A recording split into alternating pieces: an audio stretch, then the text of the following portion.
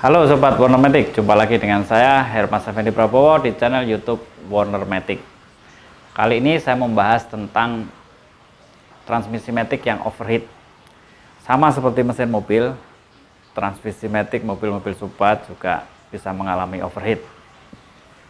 Kalau pada mesin, overheat itu biasanya terjadi akibat kegagalan dari sistem pendingin, baik itu radiator, pompa, water pump ya, termostat, ataupun juga kegagalan sistem pendingin lain seperti fan ya, atau kegagalan sistem pengontrol fan sehingga sistem pendingin tidak bekerja dengan baik. Nah, pada transmisi matic overheatingnya itu beda. Jadi sistem pendingin bisa berjalan baik, bisa bekerja dengan sempurna, tetapi transmisi masih bisa overheat.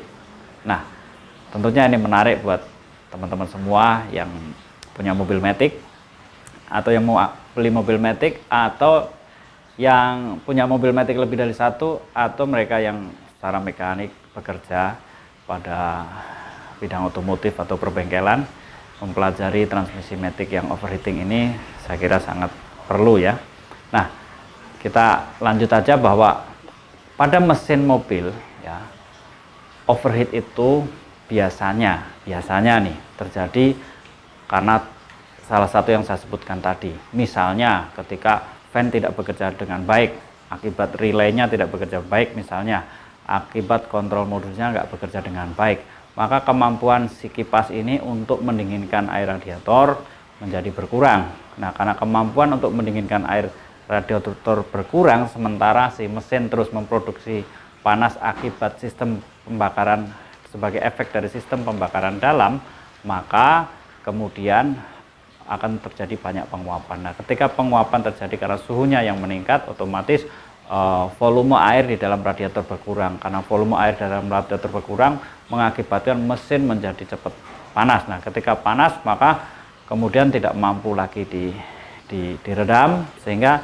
timbullah misalnya silinder headnya melengkung, sehingga kompresi mesinnya bocor. Nah, kalau kompresi mesin bocor, kemudian mesin jadi mogok. Nah, itu kira-kira flow ya, bagaimana overheating pada mesin mobil itu terjadi. Nah, kalau pada transmisi matic tidak demikian. Kenapa? Karena sistem kerja transmisi matic dan mesin tentu berbeda. Kalau mesin itu sistem kerjanya di situ ada sistem pembakaran, yaitu internal combustion atau sistem pembakaran dalam. Di situ ada udara masuk, ada bahan bakar masuk, ada pengapian, kemudian dikompresi sehingga menciptakan efek panas. Nah, tetapi kalau pada transmisi matic itu enggak. Transmisi matic itu di dalamnya tidak ada pembakaran. Jadi oli itu hanya berfungsi untuk meredam panas, untuk menciptakan tekanan, terus kemudian untuk lubrikasi ya. Nah, sebetulnya panas yang ditimbulkan oleh transmisi matic itu tidak seberapa serius daripada panas yang ditimbulkan oleh mesin.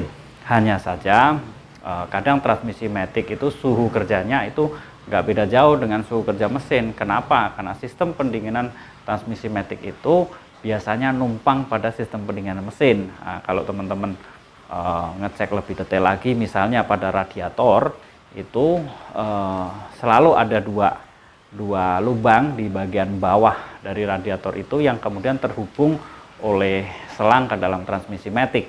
Nah, dua lubang itu sebagai lubang in dan lubang out, yaitu dari transmisi matic oli nyamperin ke radiator, kemudian dia keluar masuk lagi ke transmisi matic, sehingga oli yang berjalan nyamperin radiator ini membuat kemudian oli menjadi lebih dingin.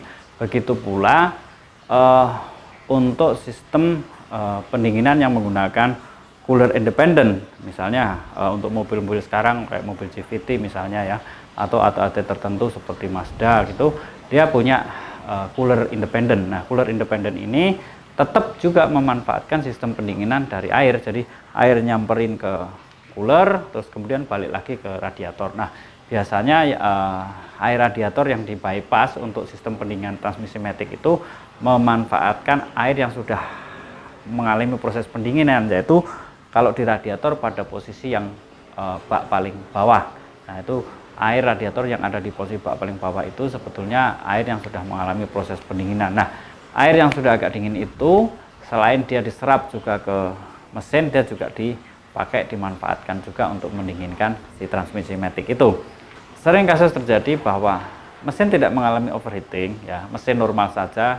Sobat kalau lagi mengendarai juga nggak ada kenaikan suhu yang ekstrim, jarum penunjuk suhu juga masih pada tempatnya semula, tetapi transmisi matic kemudian kok bisa overheating. Kadang saking ekstrimnya si overheating ini sampai kita bisa mencium bau gosong misalnya dari transmisi matic. Itu orang yang penciumannya peka biasanya sering banget ngomong sama saya, "Mas, transmisi matic saya kok baunya gosong ya?" Nah, gitu.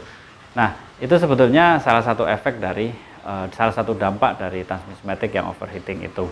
Nah, bagaimana overheating pada transmisi matic itu terjadi? Nah, kalau sobat perlu tahu bahwa seperti kita tahu bahwa transmisi matic itu fungsinya adalah untuk meneruskan tenaga dari mesin ke roda dengan rasio yang tersusun di dalam transmisi matic itu.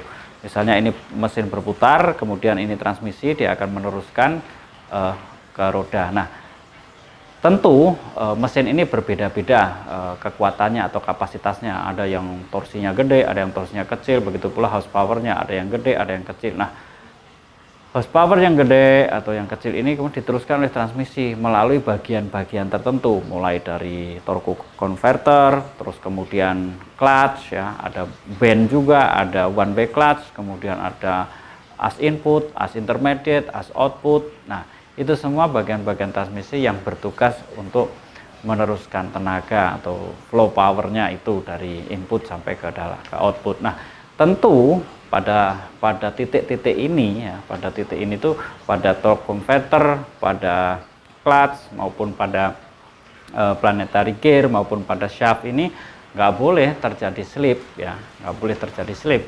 Karena kalau sampai terjadi slip, maka tenaga dari mesin yang diteruskan ke transmisi sebagai input kemudian berakhir ke output, dia akan berkurang banyak. Nah, kalau dia berkurang, maka tenaga mesin, tenaga yang dikeluarkan itu akan terbuang ya.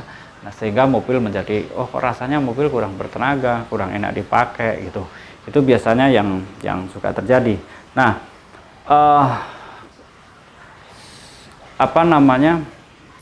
overheating itu bisa terjadi juga pada torque converter ya.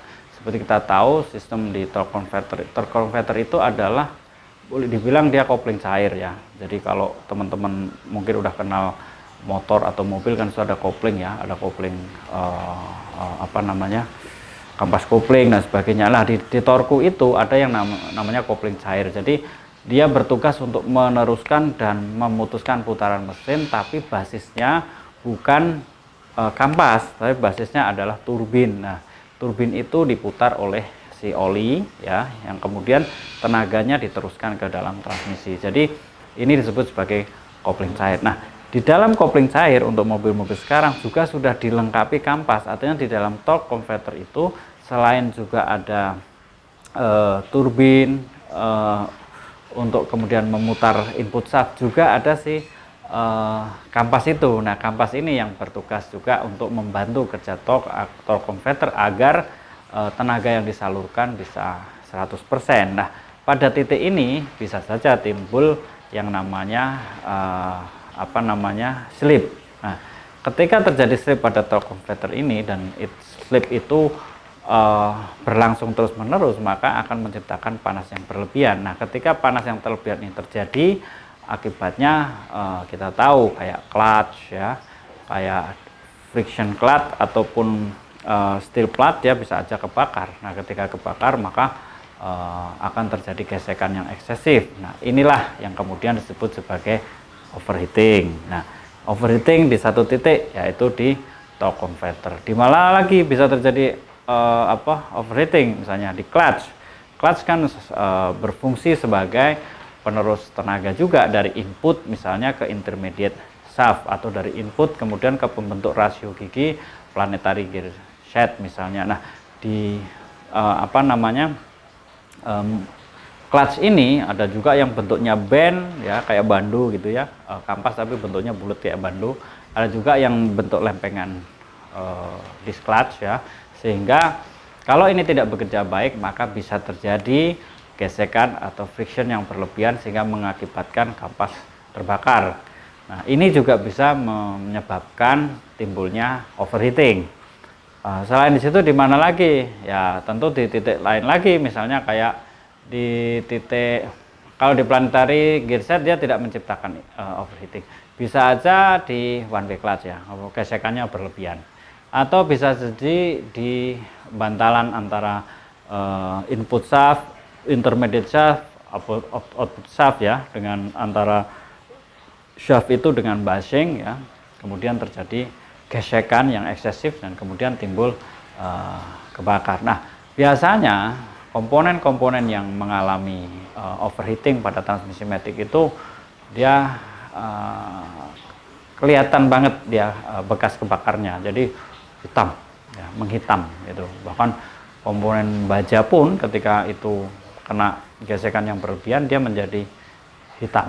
Nah, hitam ini mengindikasikan bahwa transmisi matic mengalami overheating. Nah, lucunya overheating pada transmisi matic ini justru 99%, 99,9% itu terjadi pada saat sistem pendinginan pada transmisi matic atau pada mesin itu berjalan dengan baik, 100% baik ya. Jadi nggak ada indikasi nggak ada indikasi jarum penunjuk suhunya kok kemudian bergerak terlalu ekstrim melebihi setengah misalnya, atau lampu indikator suhu kok menyala, itu tidak terjadi gitu. Jadi semua baik-baik aja, tapi kemudian transmisi matic bisa overheating. Nah, kasus overheating ini kadang-kadang sering terjadi misalnya ketika si mobil ini dipakai untuk kerja berat. Kerja berat itu misalnya kemarin saya dapat telepon dari pemilik mobil Toyota Innova ya, tahun berapa tuh 2012 2013. Dia dari Jakarta, dia pergi ke Jawa Tengah, naik kemudian ke Dieng.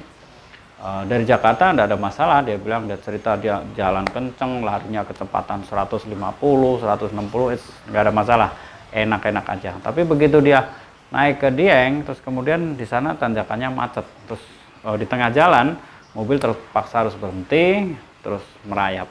Nah, pada saat merayap ini, teman-teman perlu tahu bahwa torsi terbesar yang harus ditanggung oleh transmisi matic itu justru pada saat seperti itu, ketika mulai jalan di awal itu. Nah, sekalipun kita sudah memindahkan tuas ke posisi L, ke low gear misalnya, beban transmisi itu jelas berat. Mesinnya kuat, tetapi beban transmisinya berat. Kemudian dia paksakan untuk naik. Nah, harusnya ketika kita sudah sampai pada posisi aman gitu ya, kalau dirasa itu transmisi matic sudah agak panasnya berlebihan, ya baiknya minggir aja ya, kira-kira 5-10 menit kita berhentilah ya, untuk memberi kesempatan transmisi supaya suhunya agak turun. Tapi karena mungkin dia tidak dapat pengetahuan yang baik sehingga dia jalan saja ya, nyampe sih di atas dengan susah payah dia nyampe, tetapi pada saat proses dia berjalan ke atas itu timbullah bau-bau itu yang dia bilang, kok bau gosong, kayak bau ada yang kebakar gitu. Tapi sobat perlu tahu bahwa yang dimaksud kebakar pada transmisi matic itu bukan berarti terus kemudian muncul api gitu, enggak ya. Jadi bau kayak kampas, bau kebakar lah, dia baunya khas ya. Jadi kalau teman-teman penciumannya tajam ya pasti dia bisa membedain lah, kok ada bau yang nggak enak gitu. Sehingga waktu itu dia mencoba untuk berhenti sebentar, terus kemudian dia jalan lagi.